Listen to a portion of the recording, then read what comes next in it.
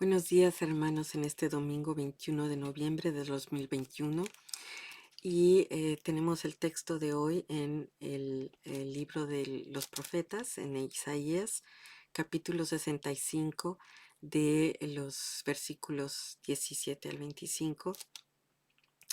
Y como ustedes saben, pues un profeta del Antiguo Testamento con una larga trayectoria desde el 740 al 687 a.C., tuvo un trabajo em, de, pues de como un alto consejero del gobierno israelita para combatir combatir las malas políticas de los líderes porque se estaba acercando el pueblo el reinado de los asirios se iba a destruir a los israelitas.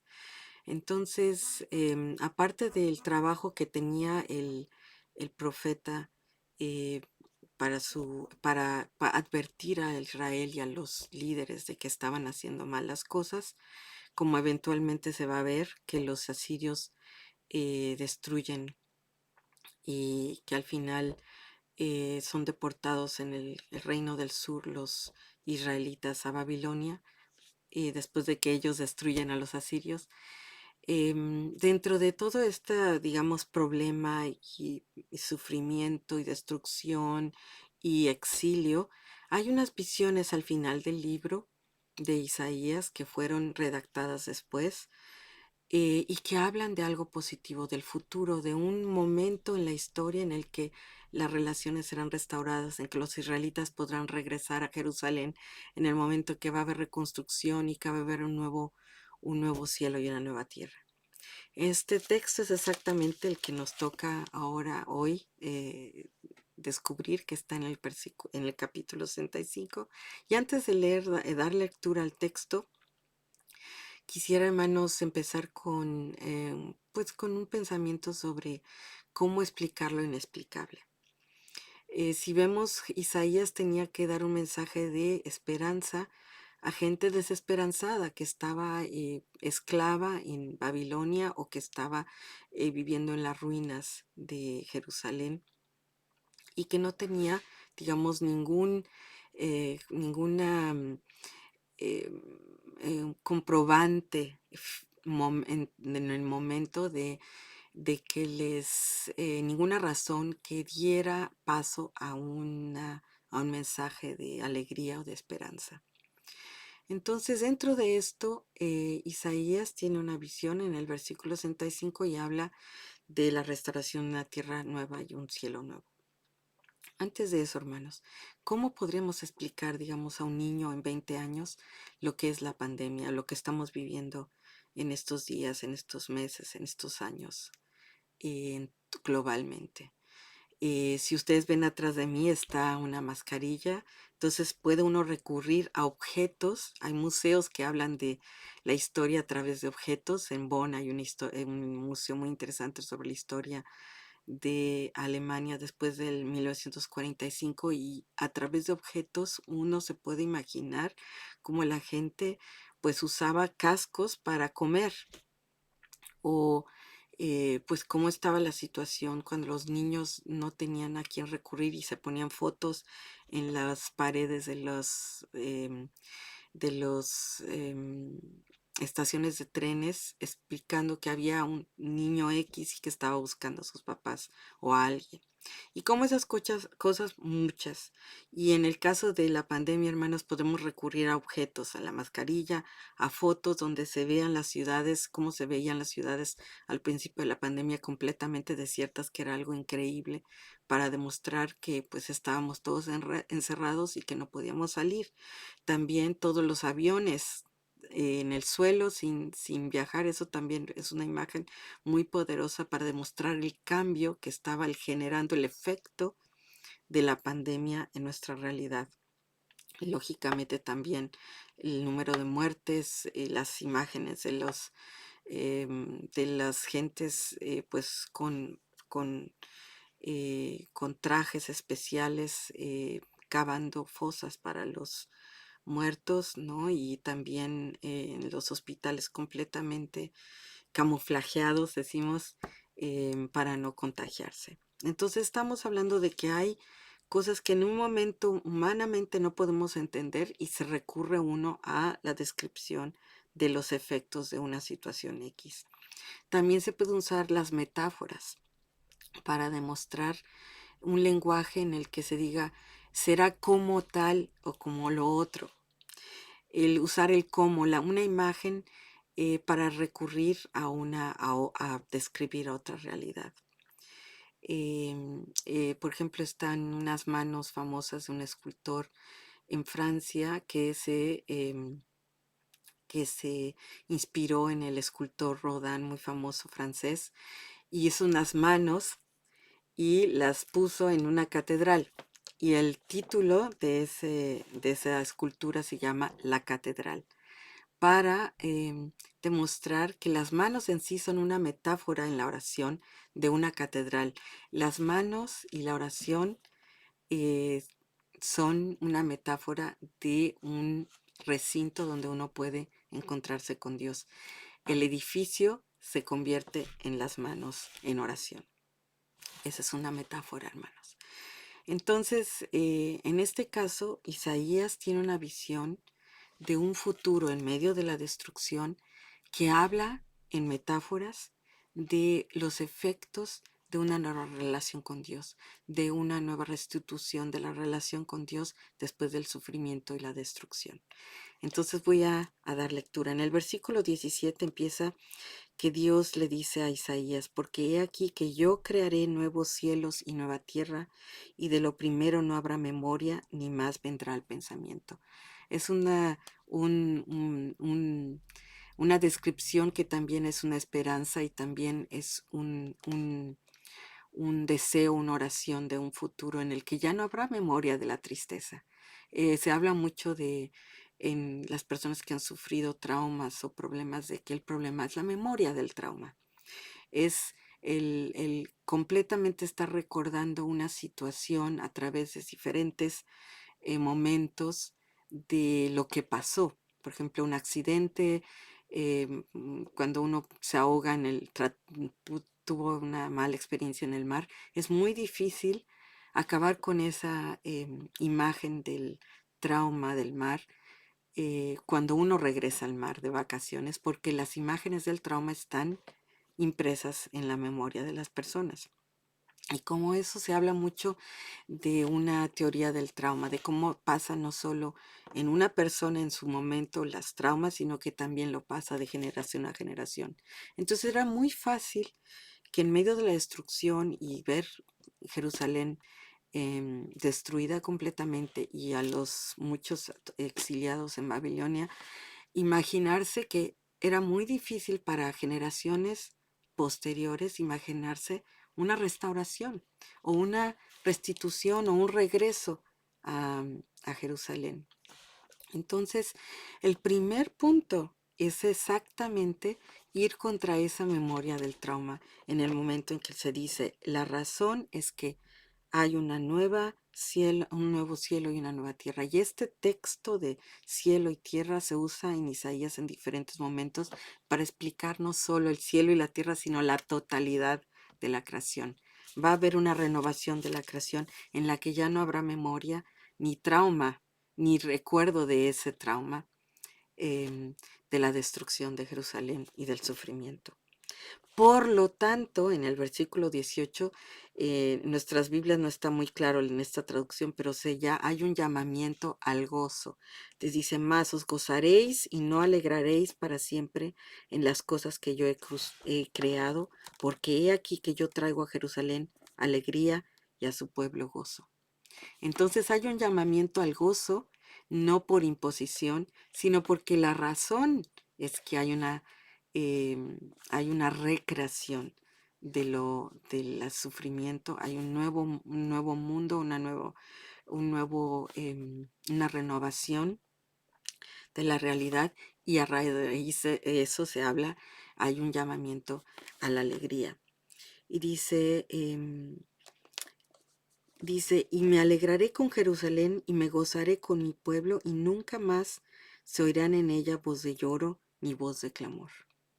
todos los efectos que se dan del sufrimiento, de la esclavitud, de la destrucción, de la muerte, de la tristeza, ya no serán y nunca más habrá lloro, efecto del problema. Después seguimos en el 20. No habrá más allá niño que muera de pocos días, ni viejo que sus días no cumpla, porque el niño morirá de 100 años y el pecador de 100 años será maldito.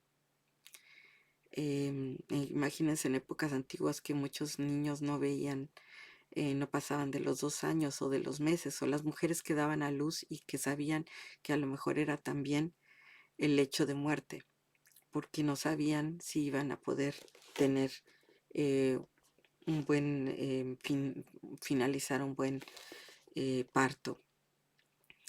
Edificarán casas y morarán en ellas, plantarán viñas y comerán el fruto de ellas. Entonces los proyectos en los que viven serán para ellos mismos, no serán esclavos, ni construirán pirámides para otros, ni construirán casas, y harán todo para otros, siendo ellos esclavos. Em, y comerán también el fruto de sus labores, de sus trabajos, de sus plantas, de sus cosechas. No edificarán para que otro habite, ni plantarán para que otro coma, porque según los días de los árboles serán los días de mi pueblo, y mis escogidos disfrutarán la obra de sus manos.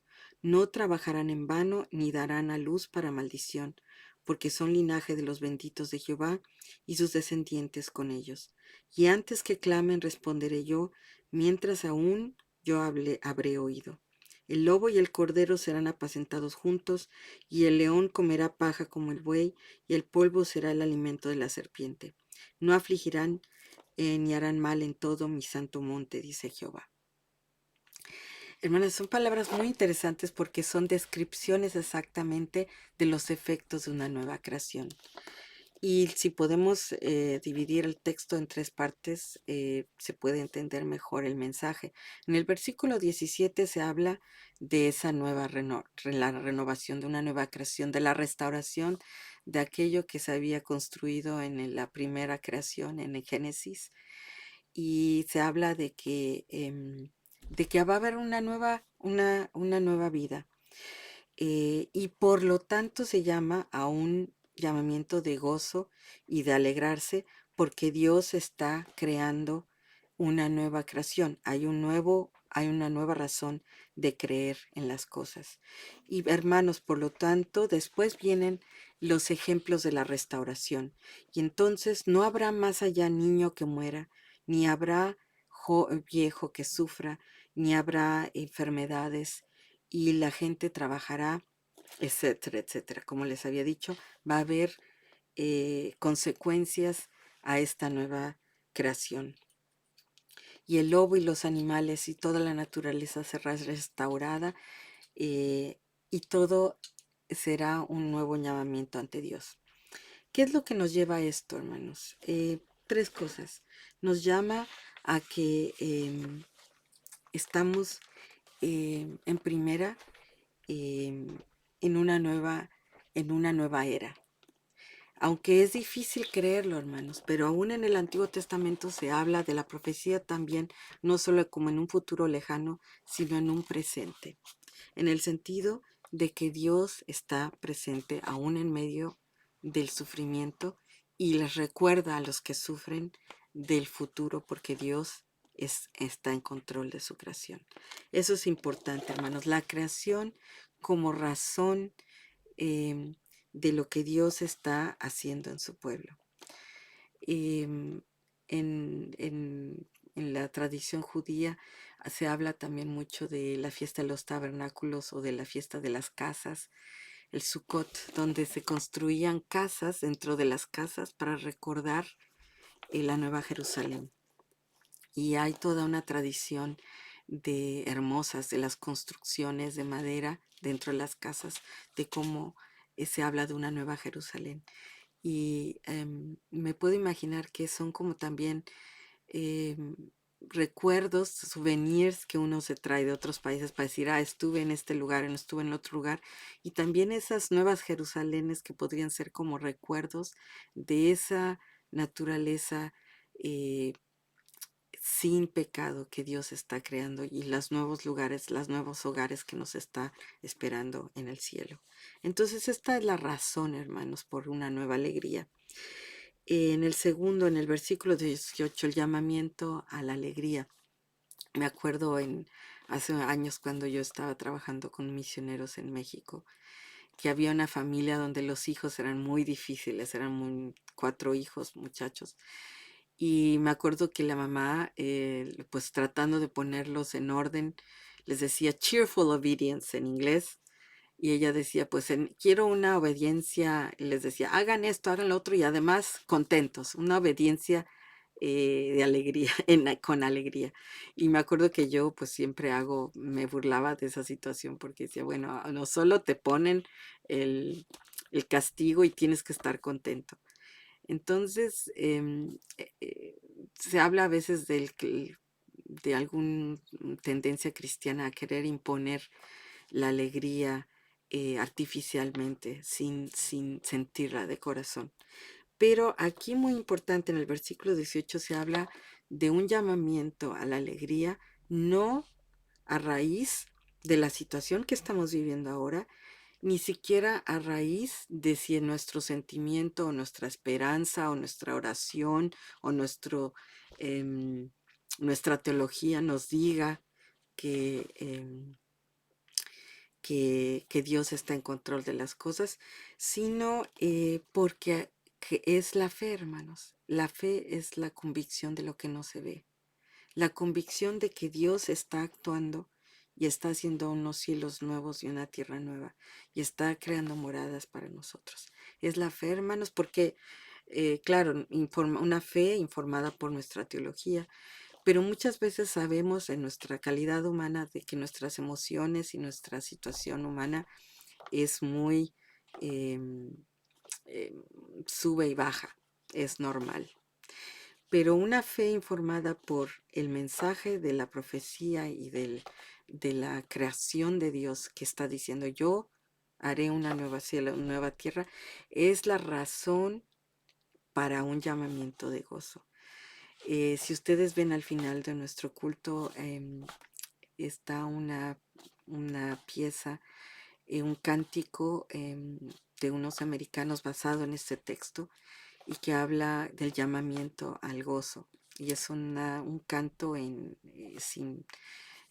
a capela muy hermoso que a mí siempre me ha impactado porque es una forma de recordarnos de que sí hay una forma de un llamamiento, no como imposición, no como un mandamiento, sino como un efecto, un efecto de lo que Dios está haciendo en nuestras vidas, a pesar de nuestras emociones y a pesar de las situaciones en las que estemos viviendo. Entonces ahí hay ese llamamiento al gozo y a la oración, al- a la alegría por lo que Dios está haciendo y por eso se verán los efectos de esa nueva realidad. Y eso lo podemos ver a partir del versículo 20. No habrá más niño que muera de pocos años. No habrá más viejo que sufra.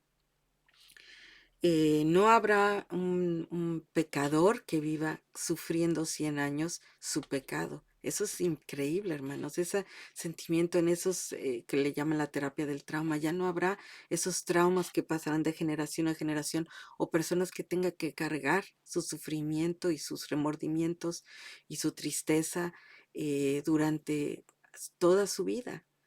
Esos 100 años se habla de es toda una vida que cuánta gente que no es posible, no puede liberarse de sus traumas, de sus sufrimientos, de sus enojos. Y aquí nos está hablando el efecto, uno de los efectos de la labor de Dios, de una nueva creación, es que también se van a revertir esos efectos negativos en algo positivo. Y así como pasa de generación en generación, digamos, lo negativo, también el mensaje de la esperanza va a pasar de generación en generación y en la vida misma propia de las personas que sufren. Dice, edificarán casas y morarán en ellas. Tendrán planes, proyectos y vivirán de ellos. ¿Cuántas veces no hay frustración, hermanos, de que uno planea y después el gobierno en el que vivimos, la situación económica, la, la, la nacionalización de la banca, me acuerdo en el 81, cuando 83, cuando mis papás tenían muchos mexicanos sus cuentas en los bancos mexicanos de dólares y que fueron de un día para otro tomados por el gobierno y los ahorros de las personas se pulverizaron de una noche, de un día en una noche. Entonces esa impotencia de ser víctimas de gobiernos mal planeados o de momentos de que uno, o ¿se acuerdan de la parábola de los hombres que construían su casa sobre la roca y sobre la arena, que construían su casa muy pronto y después venía el río y se llevaba la casa? También no tenemos que ir muy lejos con todo lo que ha pasado de las inundaciones en el verano y muchos han perdido todas sus casas. Pero entonces ahí habitarán. Otro efecto es que construirán casas y vivirán en ellas. Plantarán y van a comer desde los frutos de sus labores. Y sus pueblos em, disfrutarán la obra de sus manos y no trabajarán en vano. Imagínense qué alegría, hermanos, que los proyectos que tengamos lleguen a su término y podamos gozar de ellos.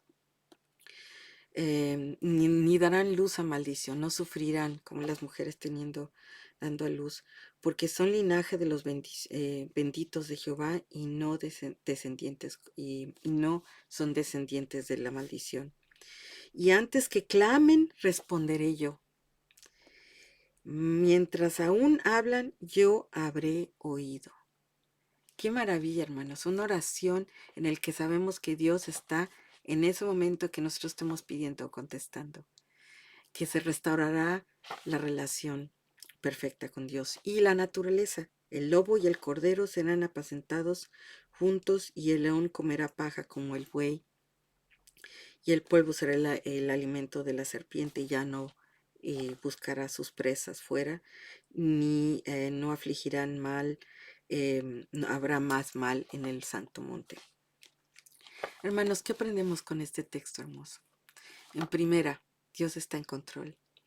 Dios crea una nueva situación, un nuevo cielo, una nueva tierra en una totalidad que debe darnos esperanza de que Dios está trabajando en nuestras vidas.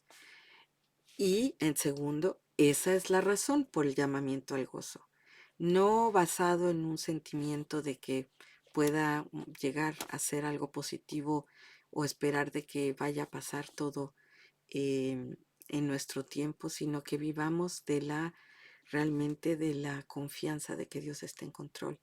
Y hermanos, los últimos versículos del 20 al 25, con la esperanza de que este efecto, los efectos lo vamos a ver primero en nuestra relación con Dios. Él, sin haber nosotros abierto la boca, ya sabrá nuestras necesidades y escuchará los deseos de nuestro corazón.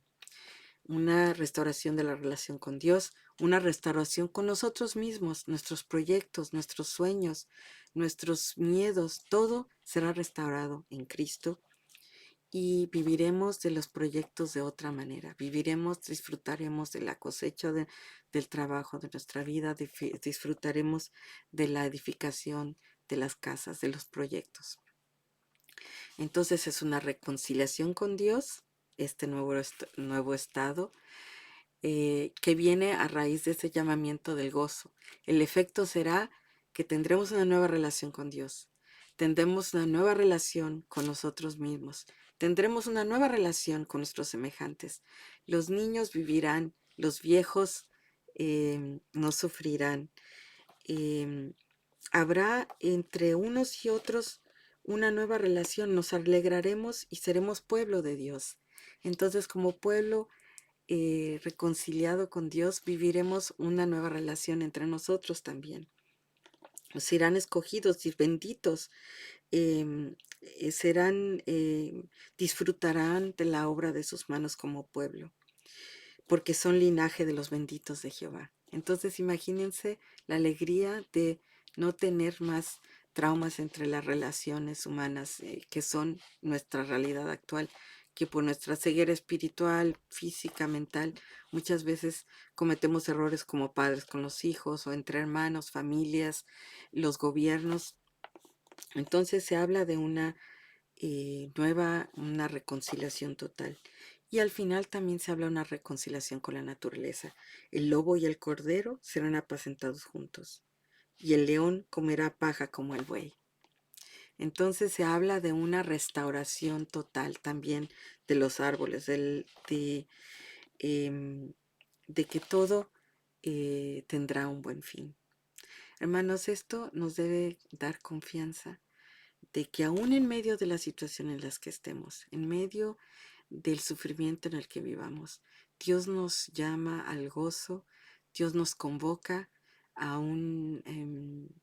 a una confianza de que Dios está obrando y está generando a través del trabajo de Dios y en el Nuevo Testamento del Espíritu de Jesús y del Espíritu Santo, em, un nuevo cielo y una nueva tierra. Y que el punto principal es que toda aquella lágrima que refleja el sufrimiento, la frustración de nuestras relaciones con nuestra naturaleza, con Dios, con nosotros mismos, con los demás, serán enjugadas. Que cada lágrima será enjugada y que tendremos un nuevo cielo, una nueva tierra. Y se acuerdan el Salmo 23, en la casa de Jehová moraremos por largos días. Que el Señor nos bendiga, nos dé esperanza, nos dé confianza y que nos acompañe especialmente en este fin de año eclesiástico en el que recordamos muchos a aquellos que fallecieron en este año y en los meses pasados. Recordamos al principio, antes de comenzar la época de Adviento, las tristezas, y confiamos que Dios está haciendo la obra esta profecía es una recuerdo de que Dios está trabajando y quitando, borrando la memoria del trauma y de la tristeza. Estamos confiados en el trabajo de Jesús y del trabajo de Dios en nuestras vidas hoy y siempre. Amén.